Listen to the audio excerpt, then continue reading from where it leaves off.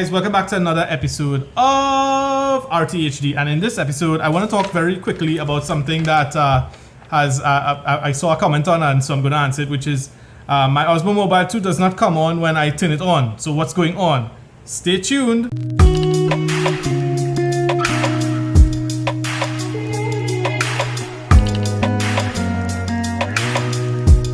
Alright guys, so some of you have been asking the question, my Osmo Mobile 2 hasn't been coming on when I try to switch it on for the first time. Well, there's an explanation for that. The simple explanation is that when you buy a new Osmo Mobile 2, what happens is that you actually have to activate the device. The device does not work offhand. It will not power on properly when you switch it on. In fact, without an actual phone on the Osmo Mobile 2, it will not balance properly. As you can see, it will just hang down and give an error, a light error.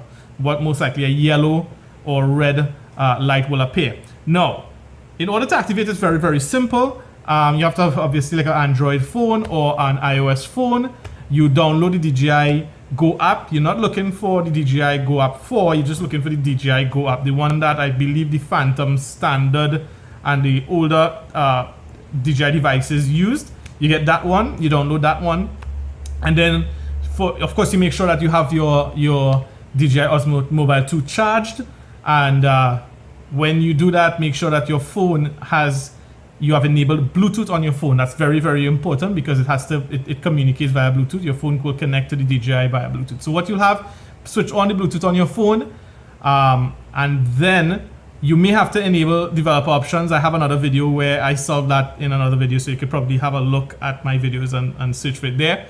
But yeah, the main thing is to have the Bluetooth connected. Now, once you have the Bluetooth on, all you have to do is you power up the DJI Go app, and the DJI Go app will actually, you'll actually scroll to the Osmo Mobile 2, and when you click that, it'll ask you to connect, and you just simply connect, and that should connect everything up. As you connect up, then it will ask you, do you want to activate, and then you click activate, and as long as you do that you just have to do that one time.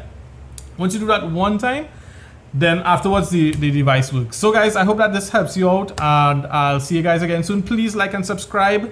There's more videos coming out, more tech videos, and see you guys again soon. Thanks so much for supporting. Bye.